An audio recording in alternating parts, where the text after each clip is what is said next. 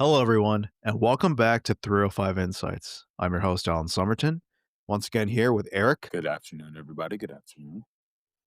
and Or good morning. we're here doing our picks of the week. And after last week, my lock was a hit, the lock of the century, where I told you the Gators after an That was 18-minute rant that they would lose. Now, it wasn't as bad as I thought it was, but DJ Lagway did everything in his power to make sure I won that bet. So I think that the being, last pick, he actually pointed at one of the cameras. this one's That for was for you, you, Alan. Alan. Yeah, exactly. So first, we'll start off with your NFL picks, and then we'll move on to college football if we have enough time. So, Eric, start us off with your picks for this week's NFL Uh, slate. so going off last week, man, there was a lot of close games. Said that lock was that Eagles and Chiefs game. I mean, they came out there. They did everything that I thought would happen. So pretty excited that I am currently 1-0 with my lock of the week, which I'll be giving out in a little bit. But moving on, some of the games that actually caught my eye as I'm looking at it. First one that I do want to talk about is Steelers at New England. That's the first one that caught my eye. Um, New England, it is they're giving a point and a half to Pittsburgh. New England is the dog here. So it's 1.5 is the spread. Over under is 44.5. Not really looking at the over under here, more looking at the Steelers and the way they looked last week. Offense, but it's not even the offense at this point. I think the biggest shock of looking at the Steelers right now is the way that defense is responding. They can't stop the run. A lot of the teams are just running all over them. With the two-headed monster, what New England does have, ball control, Drake May, they're going to be very physical. I think they match the physicality what the what the Steelers can bring. But the only thing that does make me feel a little bit iffy about it is the Patriots defense. The way that they're looking in the past game, they gave up um, obviously they're coming off of a huge win against their division rivals with the Dolphins. I mean, Dolphins did look good. We just coming off of, this is being recorded right after the Thursday night game. The offense did look a little bit better. It looks a little bit more in sync going into last week's. But just looking at the Patriots, the only concern I have about this pick, I'll probably buy some points for the Patriots. I'll probably buy about 2 to 3 more points. I don't think it goes. I think the Patriots actually have the edge of winning this game. But for me to feel a little bit more confident, I'll probably buy some points here. I'll have it +4, and that's what I would start with my parlay. What are your thoughts on that, Alan? If there's one quarterback that is more immobile than Tua Tagovailoa, it's Aaron Rodgers. Oh, okay. And will that play a factor? I know you're a big fan of the culture that is being brought into the Patriots. So, I mean, it is really weird to see a Steelers team that isn't effective when it comes to defense, especially when you still have the likes of uh, Cameron Hayward. Am I butchering it? That's his name, right? The one who the D tackle who wants the new contract. No, it wants to get he wants to get paid. You got TJ Watt and you got Jalen Ramsey. There's just a few examples of the type of players that you have on there. As far as I know, Joey Porter Jr. is still there. So you've got a lot of talent on that team. It's just it doesn't look like it's being put all together. And even then, you also saw the sky high way that the offense started wasn't as efficient the next go around. So I don't know if I trust the Patriots enough, but again, that thunder and lightning combo of Ramondre Stevenson and Travion Henderson it's just they can approach it multiple ways. So, and again, I know he's one of those on his DeAndre Hopkins decline type thing, but Stephon Diggs is still there. So Hunter Henry is an easy safety valve. So I can see why you're going with that, but I mean, with all due respect, I wouldn't touch that kid.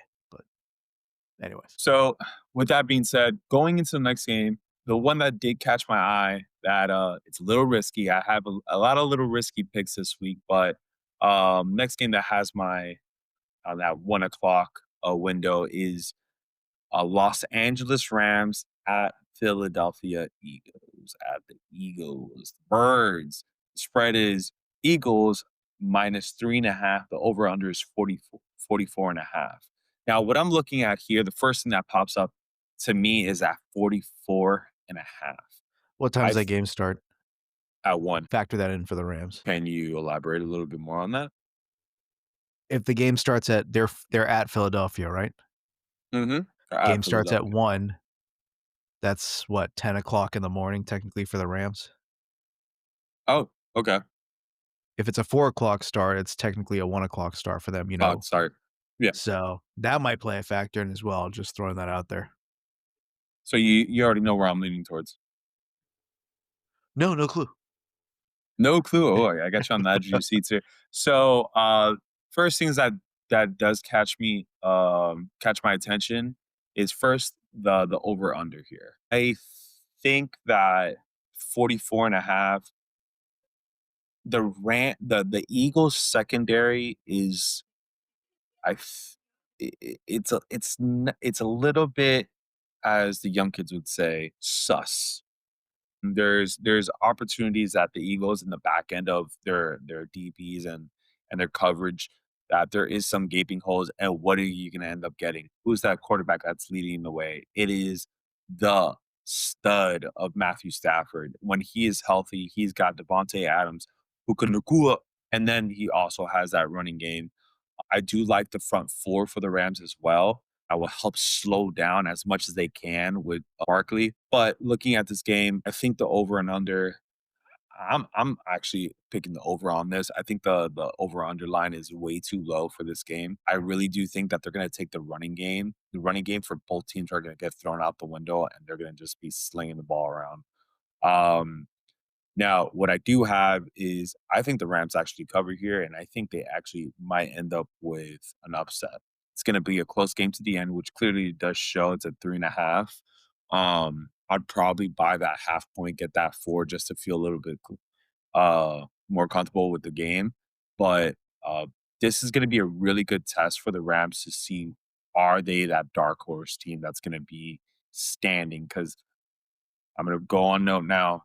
This is what I think the NFC Championship is gonna look like, going towards the end of the season. Your thoughts on it? With all due respect, I think you're completely wrong on this pick. I think Oh, I think the over/under is accurately placed. Jalen Hurts hasn't thrown for a touchdown this season. I don't think that, as much as you may believe that the Philadelphia Eagles secondary is sus, I don't think that the Rams wide receivers can really create separation. I think it's more of McVay trying to scheme things.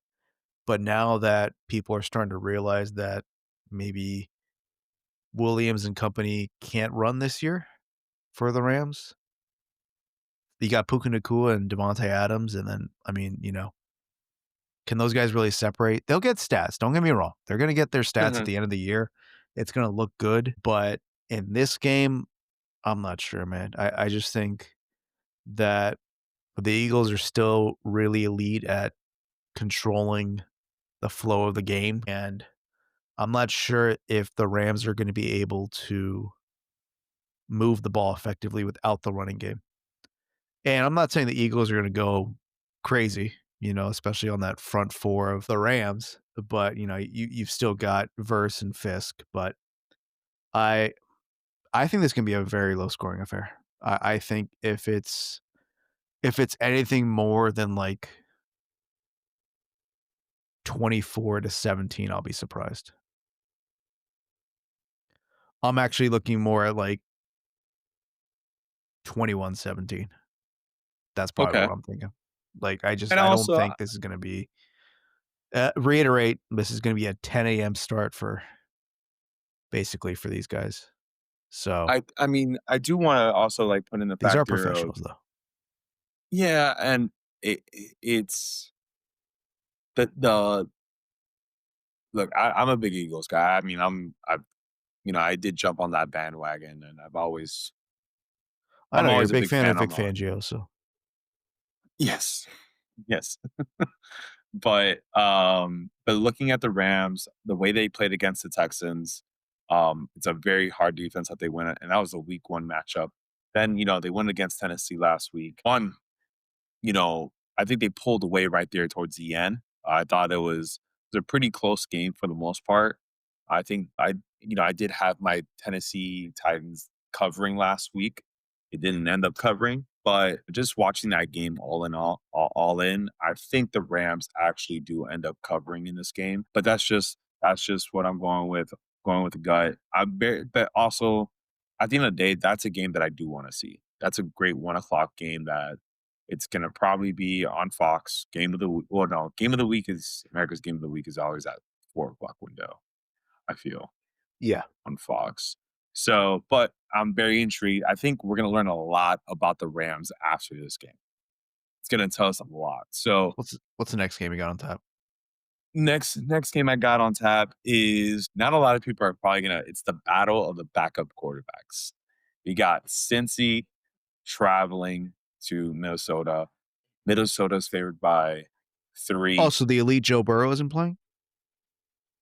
No, he's Oh, not oh, playing. okay, my bad. I thought never mind. Don't you dare try to take over this No, I'm sorry, go ahead, recording, go ahead. all right? Don't you dare. But, Go ahead. looking at this, I do see Minnesota's defense taking over the game. Um, Already Bengals have a beat up old they have a very low tier offensive line. Um, you got the brain of Brian Flores going at that. I'm looking more of the defenses. Well, who has a better defense? Vikings do. Who has a better system for their quarterback, for their backup, and who's always been proven is the Vikings. I think it's a no-brainer that the Vikings actually end up covering this game and get those 3 points. Thoughts on it? I think at the end of the day, I trust Kevin O'Connell more than I trust Zach Taylor, and that's There you go. even Yep. if Zach Taylor had this so-called elite quarterback in Joe Burrow playing for him right now. But Okay. I think Kevin O'Connell has proven that whoever is behind center is going to be productive.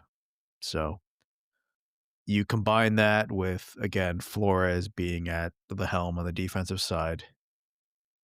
You trust that more than Cincinnati. So overall, you just trust Minnesota more. But I do look at that. It's honestly the Vikings, I think they're just overall better team. It's a great situation. But we did have like if I'm part of the Vikings organization, Aaron Jones is on IR, so that might play a factor that Jordan Mason is they clearly got a the nice though. RB1. Yeah. Yeah, the RB I think he's RB1 uh to even if Aaron Jones wasn't hurt. They're paying him too So much money to be like a handcuff. exactly. Yeah, 100%. So, but that's also another thing too. I mean, I think the Vikings, even if Aaron Jones is out, Jordan Mason's actually going to have a really good game. I think he's going to have a really good productive game. They're going to try to establish the run, not put too much on Carson Wentz that game. But either way, moving on. Those are 3 games that I do have that I'm probably putting on a parlay together. I'm gonna have the Pats, Rams to cover, buying a point. So I'll be buying half a point, having the Rams at 4. And then I do have Vikings -3 covering. The next one that I do want to talk about is the dog of the week, the underdog. This is where the grit is gonna come out, and the matchup that I'm looking at is that Monday night matchup. The Lions at Ravens. Ravens are favored by -5.5. Over/unders 52.5.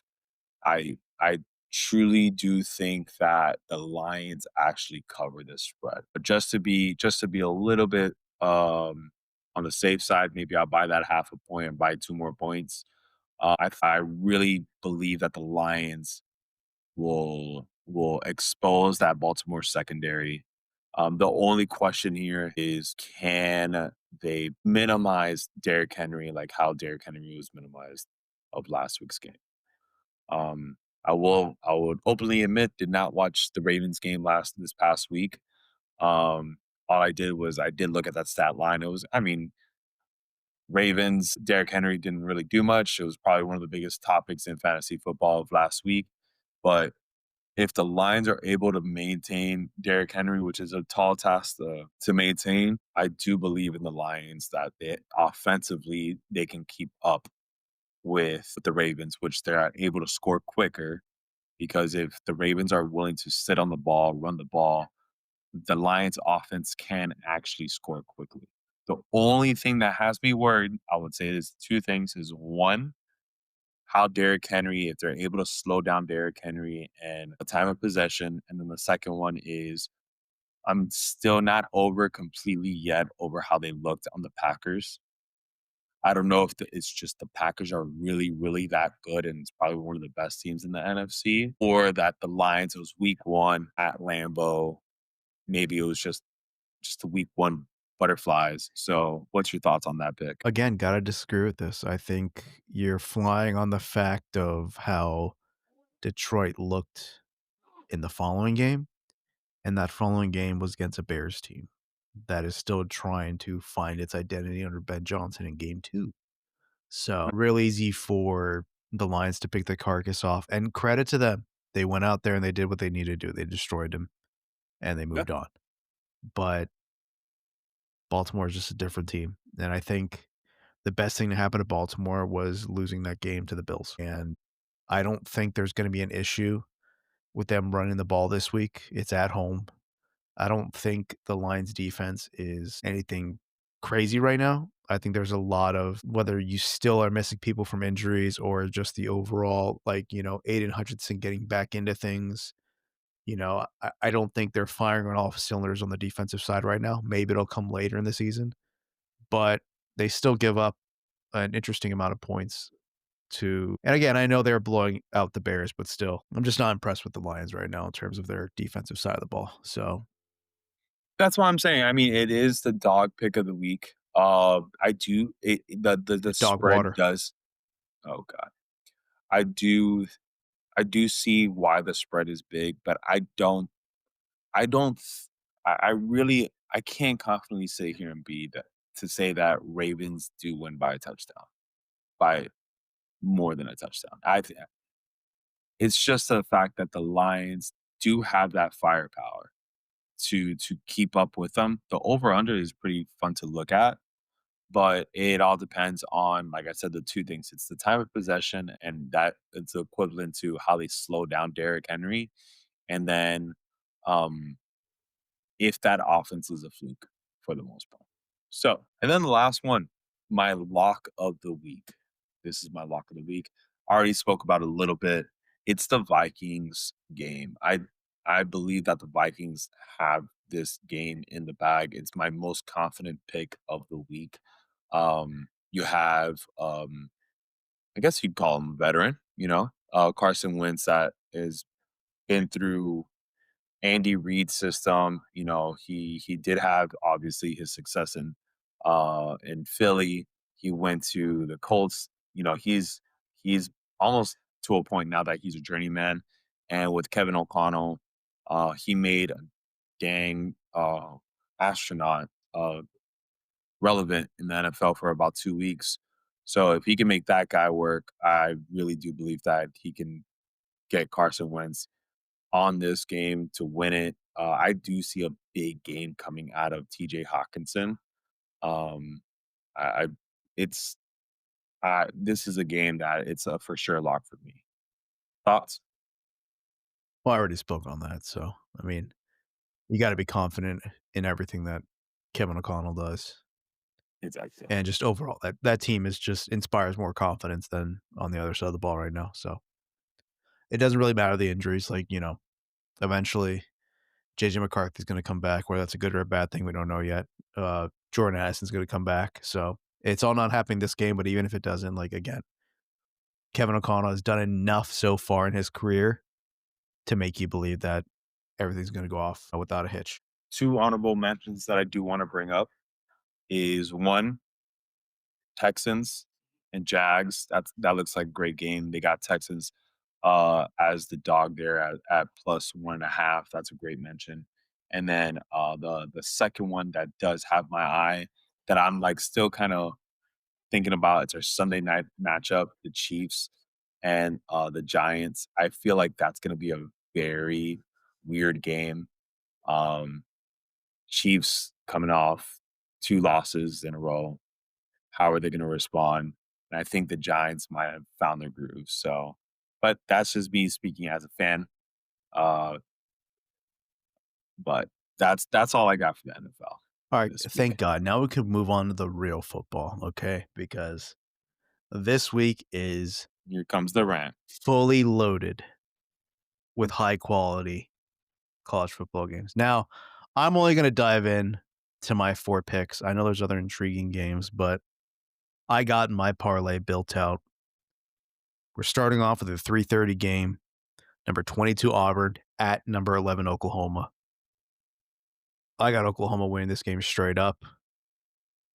I think that I know they're favored, but I just believe that Venables is going to control this game on the defensive side with Oklahoma. They got a lot of talent on the defensive side. They're really like finding their groove on that side because, like I said in previous podcasts, that the offense was so mediocre last year that it just kept the defense on the field. Now that they have John Mateer and a new offensive coordinator and an offense that actually moved the ball, this allows for the defense to be that much better. Jackson Arnold is under Hugh Freeze. It's weird because they have 2 talented wide receivers in Eric Singletary Jr. and Cam Coleman, Mhm. yet they're most effective when Jackson Arnold is used as a runner. So I don't think that's going to happen because, again, Jackson Arnold played Oklahoma last year and Brent Venables knows all his weaknesses. So if you want to bet the point spread, it's 6.5. I think Oklahoma easily takes that, but I just have them winning straight up. So that's that for the 3:30 game. You don't think that spreads a little bit too much? No, it's at Is that Oklahoma. why It's at Oklahoma. I don't like again, if you look at Auburn, even against Baylor, which Baylor is talented offensively, but defensively they're and in that game they actually had one of their major players hurt, and it took a while for Auburn to get going. The talent level at Oklahoma is different, and I just don't see the Auburn defense for 4 quarters keeping John Mateer and company under control and being able to match them possession for possession. okay. I mean, I do see that it is a big spread, in my opinion. I think especially football games, when I see a touchdown to cover, it does and then the money line is minus 250. That's what I'm looking at on FanDuel. Um, would you think it would be cautious to buy or to take away some points? Probably gets a little bit more. Would you go Well, like minus three? that's why I'm saying I'm going Oklahoma straight up just to Mhm. win, but I do have confidence they can cover that 6.5. Like I don't think Auburn, despite the talent that they have, I don't think they have the firepower put together Okay. to efficiently move the ball. Oklahoma's got a really good front four, and they're solid on the back end. And Brent Venables is a defensive mastermind, and he has his fingerprints all over the defense this year. He's not playing around. He knows his job is on the line this year after that rough year last year, and Mhm. he's going all in this year with John Mateer, quarterback, bringing in his offensive coordinator, his QB coach from Washington State, and saying, "You guys handle that side of the ball, and I'm going to handle what I know best." And so far, it's looked good, and I think Auburn is the perfect middle tier SEC team. I'm not talking about like Mississippi State or someone on the bottom end of the SEC. Auburn's going to be like a 7-5 team, maybe. But this is the perfect game for Oklahoma to come out and say, like, yeah, you know, Statement we're for game. real this It's year. basically it's a statement game for Oklahoma. Yeah. Next Gotcha. game, I got a cheap win. It's Okay. the over points for number 7 Florida State I knew you were gonna pick hosting that. Kent Okay. State. It is a 55.5 point spread. It's the same thing that I told you and Miguel in the group chat when they were facing East Texas A&M. Historically, Gus Malzahn runs up the score on these types of teams because for some reason he has a fascination with making sure his statistics look really good at the end of the year. And he knows that, you know, yeah, they can put up points on people, but you can really like, when they faced East Texas A&M, it was what 70 points. Yeah, So it was I think they got to 50 or, like, almost, like, 48 or something like that at halftime. It yeah, was so I mean, again, Thomas Castellanos and a lot of the starters are going to be out by the second quarter. I hope, if not sooner, because they have a short week against Virginia on Friday, uh, the following week. But again, 55 and a half for a Gus Malzahn led offense. Unless Mike really tells him, "Hey, pump the brakes, kid." Like, I don't think that's going to happen. 55 and a half. And even if Kent State's not going to manage to score, but even if they do manage to score, like, that's just going to help for the over. So, moving on, we're going to have the 7:30 game. Some team from Florida going to face Miami at Hard Rock. wow, you actually picked this game. Yes, of course I did. Okay. I have Miami to win straight up. I'm not playing with the point spread, although, again, I agree with I that. will shorten my rant this week. But once again, I had my lock of the week last week with the Florida Gators losing to LSU. They are still the most intriguing football team in college football for me. This is the final game in terms of the first quarter of the season, where this is the fourth game. After this game, there's going to be people who are going to decide to redshirt. One of them, I am really intrigued to see based on how this game goes. I'm really, really going to keep my eye on this. What's going to happen with DJ Lagway quarterback? He has not looked right all year. He came into the season hurt. Everybody thought he was going to get surgery on his arm. He didn't. And then he came in with a calf injury when there was no contact in practice. The 5-pick game against LSU, like, again, that worked out for my bet, but he just looked off. He hasn't looked great. Again, for me, a lot more responsibility falls on coaches when it comes to college football. And Billy Napier's play calling is absolutely horrendous, and it doesn't set this team up for success. I can see maybe the Hurricanes getting to DJ a few times in terms of like Ruben Bain or Akeem Mesidor or Justin Scott or Armando Blunt, anybody on that defensive line. They hit him one too many times. I'm not saying he gets injured this game. I'm just saying that, again, for me, this is a very, very fascinating team to see what happens when they lose this game, the after effects. And I don't think it'll be a blowout because you saw how good this defensive is in terms of what's going on with LSU. When the offense gives up 5 interceptions and you really, I can't remember the final score. Like, it was a 23-10 or something like that. Like, you didn't get blown out with 5 interceptions. That just shows you how tough that defense is. But to be fair, something's weird with LSU's offense. Um, the thing that scares me if I'm a Gators fan is this is going to be the best offensive line you're going up against. And if there's one thing that LSU struggles with this year, it's going to be their offensive line play. I don't think UM's going to struggle with that. I do think there is a lot of pride for Florida in this game, but I just don't see how it's sustained for 4 quarters. The adrenaline might hold you up for a bit.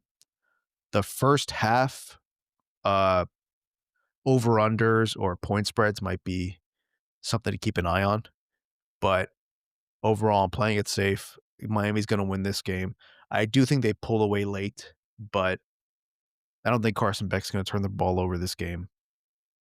I think that they're going to have a nice ground game. It's not going to be anything crazy, but I just don't see how Florida keeps up with Miami. So I think moving forward, I think we're getting into a trend with this, The Gators, uh, yes. uh, yeah, I think we need to, like, probably do, like, a little side segment, and once you start talking about the Gators, like, we should, like, play, like, a song, like, "Dun, dun, dun, dun," and then you just dive right into the Gators because that's 2 weeks in a row that I you know, have but like, gone but you know what? it's Hey, all credit to way to adjust from last week to this week. We narrowed it down from 18 minutes to just 7. So I do wanna let you know I'm giving you your flowers of that. Oh, good. Nice. Thank you. Um, but I do Sponsored by 1-800-FLOP. No, I'm just kidding. but I do think that looking at the Gators defense is something that might get slept on in this game. It is a good battle. My biggest fear is that we have Mario Cristobal as a head coach. I think we've seen it in not just in this season, because talking about the Notre Dame game, right? That it kind of just funneled out. We do have tendencies of allowing teams to come back, but Hard Rock Stadium, it's going to be rocking. Um, I I do see our defense. We're going to just be a physical. We're going to just be a good physical team. Um, but when it comes to the Gators and the rant that you just went on, right? We talked about a little bit earlier offline. Gators have a rough schedule, man. I mean, it's just nothing but hard matchups that they deal with, and to think that Which is why the redshirt coming, thing is intriguing. Like, do you yeah, really no, wanna put your absolutely, body through that when you know like, let's this isn't breaking they're news, not gonna but make it. They're not gonna make the Napier's gonna get fired. playoffs.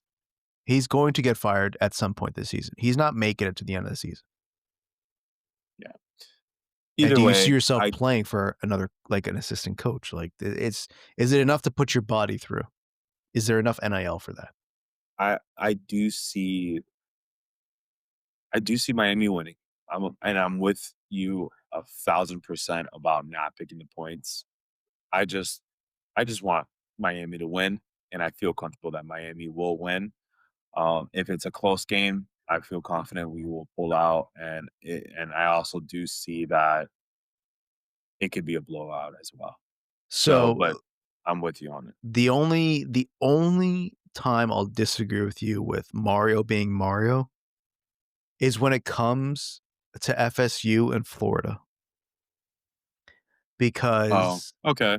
Yeah. he really wants to again, I wasn't that impressed with the FSU game last year. I've said that multiple times.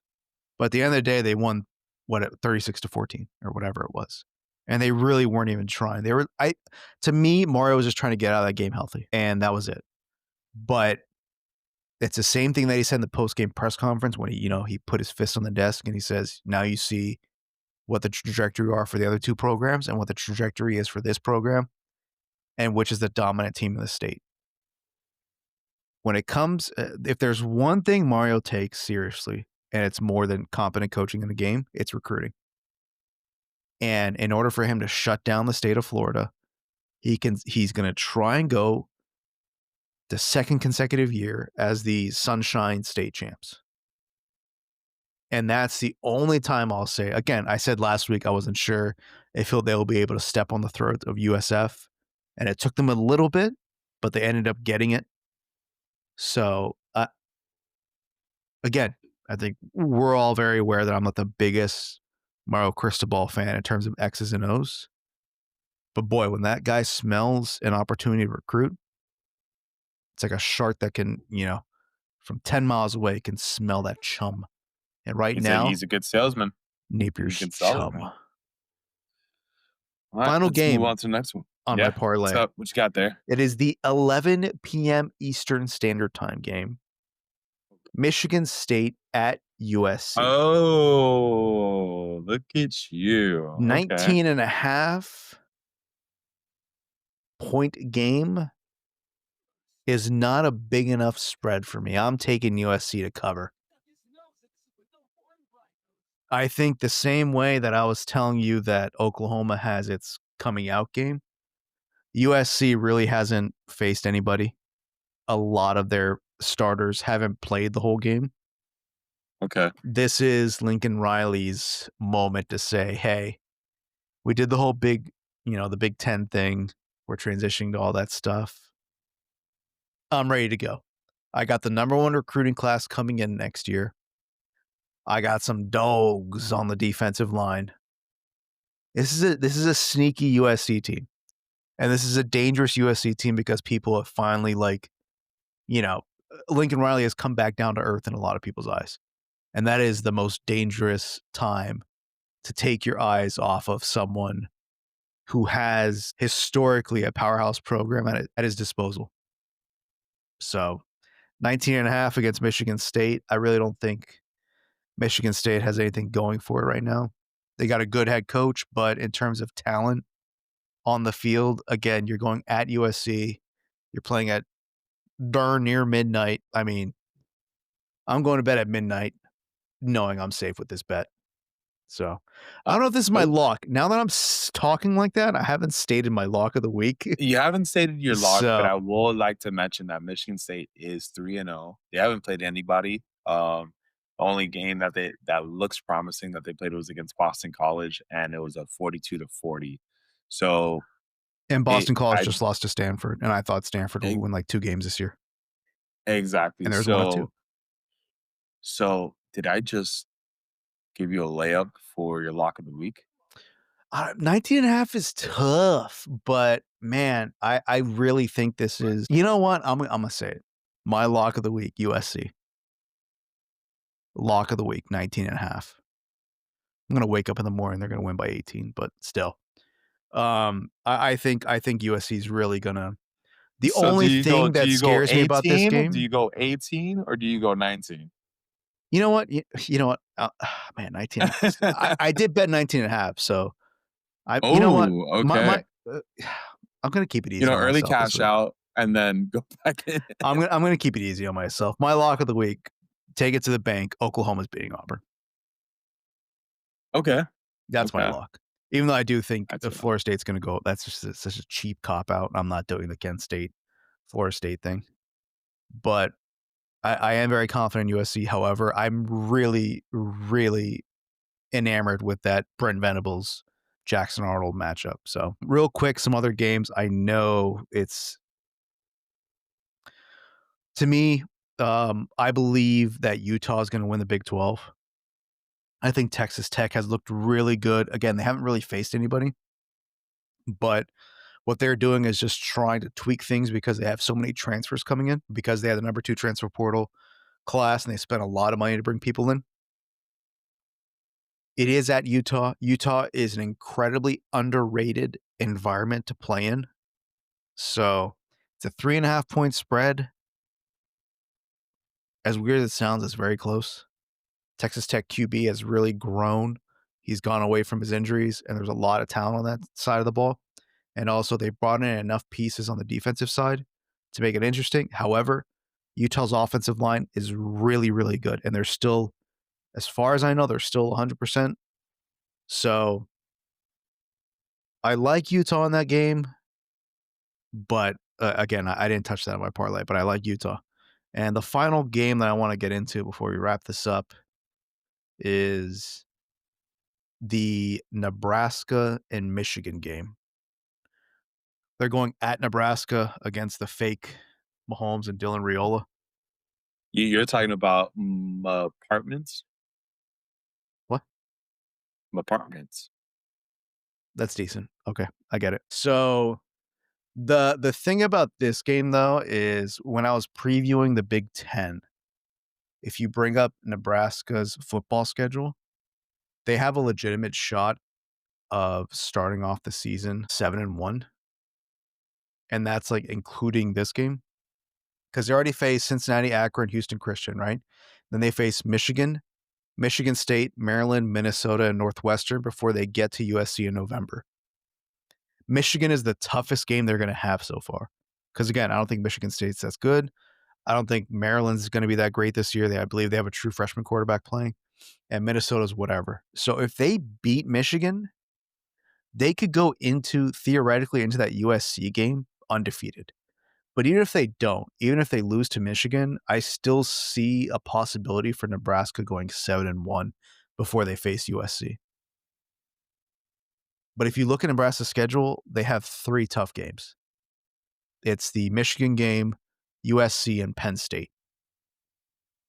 This is the year for Nebraska to take that leap for them to question whether remember all those years where everybody's like, "Oh, is Texas back?" I think people that are younger than us, because even we they didn't see it as much. Nebraska used to be the one of the premier programs of college football. Like, they were the bluest of blue bloods at a certain point. That, Tom Osborne team that beat the Gators in the national championship game, like, 60 to 20 was one of the most dominant teams of all time with that wishbone offense or whatever. Again, would that fit in today's era? Probably not, but still, the amount of dominance that they had, it was just incredible to watch if you were able to. But ever since they, let go of Bo Pelini because he was only winning 9 games a year, and then ever since they let him go, they haven't stiffed 9 games. I think that Matt Rule is the perfect program builder, even in today's NIL world and all that stuff. Everything that he's done at Baylor, Temple, he just failed in the NFL, but that's Carolina. I mean, Carolina's just a dumpster fire right now. Yeah, I was But about to say, you can't take his time in Carolina. It's a very hard organization, but I do agree that Matt is. I mean, he's with it, man. I mean, with the NIL, he's bringing Nebraska back. All jokes aside, we are talking about the quarterback apartments or whatever, and Mahomes 2.0. What? Not even 2.0. Let me not do that. he But cosplayed them um, things. yeah, It's exactly. 2 very young quarterbacks. It's a true sophomore in Dylan That's Raiola and the next big thing in Bryce Underwood. that's what gets me intrigued about it. It's looking at the two quarterbacks and how are they gonna react. I really do think that. Also, quick tidbit before you finish, uh, the head coach of Michigan, Moore, he's serving a suspension for the whole, like, Connor Stallions thing, I think, is and one of it's applied, so he's not gonna be coaching this game. So it's gonna be Oh, another coach okay, instead of the okay, actual head coach of Michigan coaching the game. It might not be a okay. big deal, just Yeah. just so people understand. No, but I mean, it's gonna be a great matchup. I think that's probably one of the matchups that it intrigues me just as much as the Texas Tech and the Utah game. Oh, wait, Texas A&M game. Wait, No, no, Texas it's Tech, you're Texas right. Tech. It's Texas Yeah, Tech and Texas Utah, Tech yeah, and yeah. Utah. Yeah, yeah, yeah. That those are this is at the same. It's just so intriguing, man. Like I think that's also another thing that I do want to bring up. It's the college storylines are getting better. It's something that every university is looking into now. That there's so much background. There's so much storylines that are going on with these programs which is which has been outstanding. And all in all, it's the NIL deals, and it's these. A lot of these teams are starting to even it out a lot across the board, but to the point of being that is another intriguing matchup that I can't wait to Talent see. isn't being hoarded at, like, 5 different schools anymore. Yeah, exactly. That's what I'm saying. It's like every week we're going into a game, and it's like, you know, there is tremendous upside for either team. Either You know what team else is that making it intriguing? The 12-team what? playoff. It's Yes, not that's it's not also just, yeah, 100%. it's not just Yep. the national championship game with 1 versus 2. It's not 4 teams. There's a lot of teams that are gonna be I mean, look at last year. Last year, even with their losses, there was a sliver of hope for UM fans to think that they could back their way into the playoffs, even after their disappointing end of the season. Even after Alabama got boat raced by Oklahoma when they had a bad year and they lost to Vanderbilt and Mhm. they were 9-3. And I was just like, "Oh, are they gonna make the playoffs?" Like, this is the last week of the season, and you've got, like, multiple fan bases. South Carolina was one of the hottest teams in the country, if not the hottest team in the country last year when they went Yeah. 6-0 to end the and Mhm. everybody's in all honesty, they might have been one of the it sounds weird to say because of all the type like, you didn't wanna face Ohio State in the playoffs, right? Like, I mean, that they were the Death Star going in. Like, the best thing to happen to them was losing that Michigan game. But outside of, like, maybe 2 or 3 teams, really, like, South Carolina, but it might have been one of the most feared teams in the country that, like, you did not wanna see them on the field with how much momentum they had. But, again, going back to what we're talking about, there's a lot of intriguing storylines. I mean, again, we talked about offline. The, Illinois-Indiana game is right up there with me for the, level of intrigue in terms of, like you said, Michigan, Nebraska for you, and I completely agree. It's seeing how, again, Bryce Underwood the sequel to a road game. Nebraska, again, they're fired up because they think this is gonna be a good year. And fun fact, I believe when Nebraska plays a football game, it's the 3rd largest city in the state of Nebraska. So, if you just Oh count the wow. people inside the football stadium, yeah. I think it's But all Omaha, in all, Lincoln, and then what but anyways, but but I was gonna say, all in all, it's crazy because I know that we're gonna start wrapping this up now. That last week, the picks college week wasn't really intriguing. There was more better storylines, I think, for the NFL because it's a reaction of week one. And week two, it's going to be consistent. I think now going into this week of football, it's completely reversed. I think right now, college, there's going to be more eyes on the screen on Saturday, more storylines, better matchups that it's gonna almost define what's gonna be counted in that 12 team playoff going up. NFL, it's even looking at some of these picks, I was kind of like, kind of looking at it. I looked more of storyline and kind of figuring out what teams are. I'm almost betting on what week three is gonna really make or break some of these identities for some of these NFL teams. But did want to bring that up because it's so intriguing how things can change so rapidly in both leagues, but I'm very excited about this weekend. I think college football this weekend is gonna be a must watch. it's the better brand of football. There's no question about it. That being said, we'll wrap this one up. You guys know the drill. YouTube, like, subscribe, follow, do all that stuff, leave a comment. Apple Podcasts, follow us, rate us 5 stars. Spotify, do the same thing there. Eric, you got anything to say about all that stuff? Yeah, man, if you're liking what you're hearing and you just need a little bit of a bright side, and some beautiful, beautiful voices telling you about sports. All you need to do is just see that little button right there. I know you're staring at it right now. Don't just press it. I don't want you to just subscribe. I don't want you to do that. I want you to smash that subscribe button.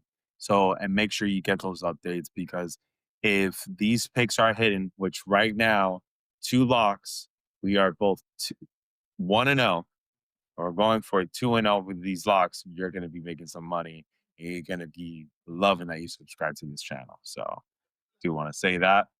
Make sure you tell someone you love them. Wait a minute. What? Alright, guys. Thanks for stopping by. We'll catch you next time here on 3 Years 5 Insights. Have a good one, folks.